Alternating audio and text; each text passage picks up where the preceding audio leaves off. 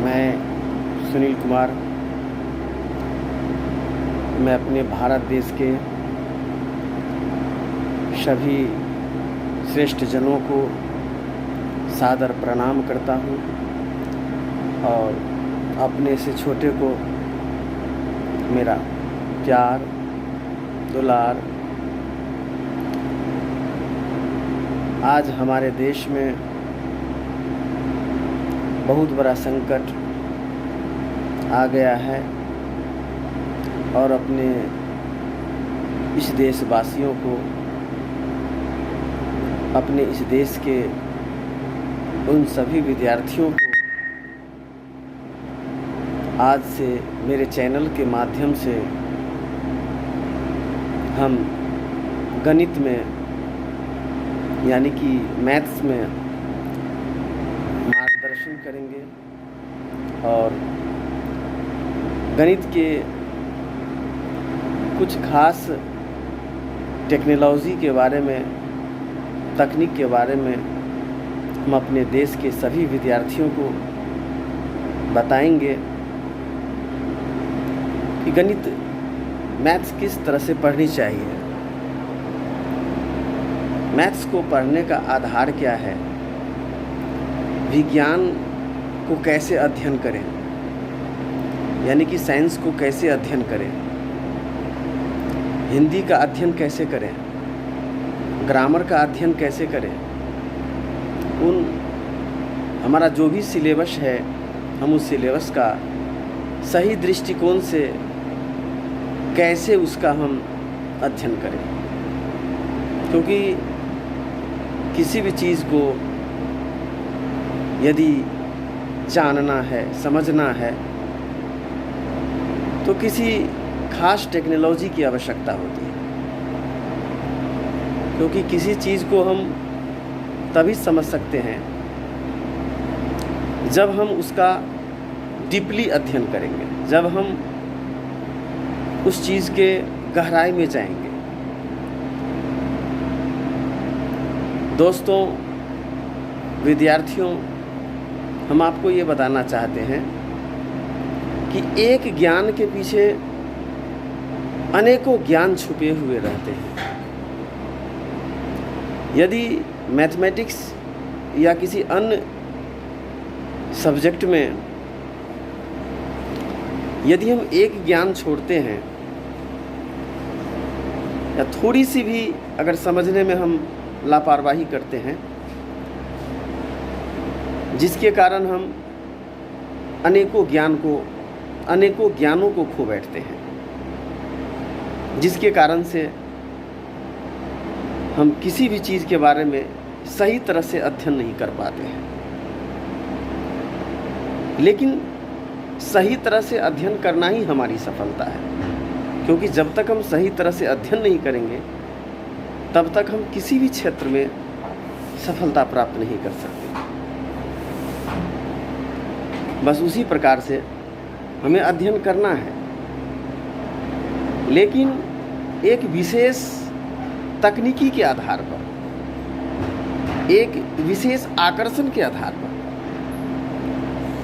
जब हम किसी चीज़ को एक्सप्लेन करते हैं, उस बात में एक ऐसी शक्ति होना चाहिए, उस बात में एक खास एक ऐसा गुण होना चाहिए जिसे कोई अन्य उसको आकर्षित कर सके। जैसे एक चुंबक, एक मैग्नेट, एक चुंबक में चुंबकीय गुण होता है जिसके कारण किसी भी लौह पदार्थ को वह अपनी ओर आकर्षित करता है। लेकिन जब चुंबक में चुंबकीय गुण नहीं होगा तब तक वह चुंबक किसी भी लौह पदार्थ को आकर्षित नहीं कर सकता। इसका मुख्य रीज़न यही है कि इसमें चुंबकीय गुण होना चाहिए। दूसरी बात है, आवेश के बारे में जानते होंगे आप लोग, क्योंकि हमारा अध्ययन ज़्यादातर हिंदी माध्यम में हुआ है, क्योंकि हिंदी से मुझे बहुत प्यार है। हिंदी हमारी माँ है, हिंदी इज़ माई मदर। हमारे देश की राष्ट्रभाषा हिंदी है। हमारी शिक्षा अधिकतर हिंदी माध्यम में ही हुई है, जिसके कारण हम उस तरह से इंग्लिश में स्पीकिंग करके आप लोगों को नहीं बता सकते, लेकिन अंग्रेजी माध्यम में हमारा अनुभव सबसे अधिक है। आप लोग इसको समझ सकते हैं। आजकल का जनरेशन, आजकल का ज़माना तो ऐसा हो गया है जो हिंदी माध्यम को कोई अधिक महत्व नहीं देता है। सोचते हैं कि हिंदी मीडियम में बच्चे पढ़ते हैं, उसका कोई ज़्यादा वैल्यू नहीं किया जाता है।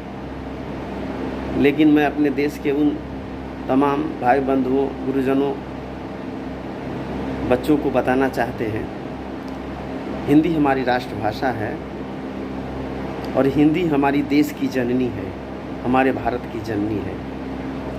अंग्रेजी विदेशी भाषा है। अंग्रेजी भी हमारे लिए ज़रूरी है, लेकिन सबसे खास ज़रूरी है हमारे लिए हिंदी, क्योंकि हमारी जननी हिंदी है। तो उसी प्रकार से जैसे आवेश होता है, सबसे पहले वैज्ञानिकों ने आवेश का आविष्कार किया। आवेश को उन्होंने जाना। कैसे जाना? किताबों में भी इस चीज़ का विवरण दिया हुआ होता है, संक्षिप्त विवरण, कि जब हम अपने बालों से किसी कंघी को रगड़ते हैं, वो प्लास्टिक का होता है, तो कंघी आवेशित हो जाता है। जब कंघी को अपने बालों से रगड़ते हैं तो कंघी आवेशित हो जाता है। और कागज़ के छोटे छोटे टुकड़ों को यदि हम मेज़ पर रखते हैं और कंघी जैसे ही उसके पास में जाता है, तो आप देखते होंगे कि कागज़ के उन छोटे छोटे टुकड़ों को कंघी अपनी ओर आकर्षित करता है। इसका अर्थ यही हुआ कि कंघी आवेशित हो गया है। तो कंघी आवेशित कैसे हुआ? इसके लिए कंघी को अपने बालों से रगड़ना पड़ा है, तभी आवेशित हुआ है। और जब तक कंघी में आवेश का गुण नहीं आएगा, तब तक वह कागज़ को अपनी ओर आकर्षित कैसे कर सकता है? साइंस में ये भी कहा गया है कि एबोनाइट की छड़ को बिल्ली की खाल से रगड़ने पर, एबोनाइट की जो छड़ होती है वो बिल्ली की खाल से जो रगड़ते हैं, तो वह उसमें भी आवेश का गुण आ जाता है। और इसी आवेश के सिद्धांत पर जो भी फोर्स होता है, इलेक्ट्रिक फोर्स होता है, चुंबकीय शक्ति है, इलेक्ट्रिसिटी है, सारे चीज़ इसी आवेश के आधार पर हुआ है। उसमें इलेक्ट्रिक जो आवेश है उसी के आधार पर हुआ है। इलेक्ट्रिसिटी में भी यही चीज़ है। आज इलेक्ट्रिसिटी में क्या है कि जो तार, जो केबल जो कॉपर का होता है या एल्युमिनियम का होता है, जिससे इलेक्ट्रिसिटी जो होता है प्रवाहित, यानी विद्युत प्रवाहित होता है, यानी इलेक्ट्रिक करंट एक जगह से दूसरी जगह बहुत तेज़ी से जाता है। उसकी गति काफ़ी तीव्र होती है। एक्चुअली में जो करंट है, एक्चुअली में क्या है? वह इलेक्ट्रॉन का आवेश है। क्योंकि हमारे डाल्टन ने परमाणु के बारे में अध्ययन किया, लेकिन कुछ डाल्टन ने कुछ परमाणु का जो एटम का जो सिद्धांत बना, परमाणु से डाल्टन का परमाणु सिद्धांत बना, उसमें डाल्टन ने इलेक्ट्रॉन, प्रोटॉन, न्यूट्रॉन को खोज नहीं कर सका। इलेक्ट्रॉन, प्रोटॉन, न्यूट्रॉन का खोज रदरफोर्ड ने किया था और उन्होंने दिखाया था कि कैसे नाभिक के अंदर न्यूट्रॉन होता है और प्रोटॉन नाभिक के अंदर होता है और इलेक्ट्रॉन परमाणु के चारों ओर चक्कर काटता है। इलेक्ट्रॉन का यही, उस इलेक्ट्रॉन पर ऋण आवेश होता है, प्रोटॉन पर धन आवेश होता है और न्यूट्रॉन उदासीन होता है। तो इस प्रकार से चालक, कोई भी तार है, चालक तार है, केबल है, चाहे वो कॉपर का है चाहे एल्युमिनियम का है, तो आप देखते हैं कि उसमें जो इलेक्ट्रॉन आवेशों का जो प्रवाह होता है वह इलेक्ट्रॉन का प्रवाह होता है। यानी हम कह सकते हैं इलेक्ट्रॉनों के सतत प्रवाह को विद्युत धारा कहते हैं, इलेक्ट्रिसिटी कहते हैं। इलेक्ट्रिसिटी में इलेक्ट्रॉन प्रवाहित होता है।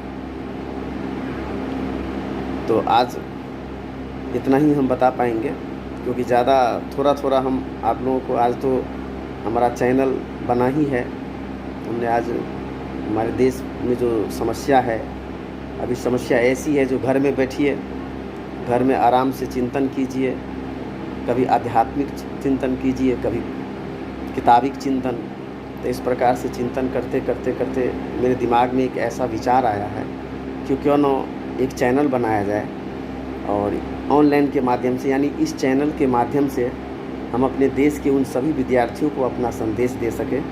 हम कुछ ऐसी तकनीकी पढ़ाई लिखाई के संबंधित कुछ ऐसी बात, ऐसा मार्गदर्शन हम अपने बच्चों को दें ताकि हमारे बच्चे मेरे मार्गदर्शन को फॉलो करके अपने सफलता की ओर अग्रसर हो सके।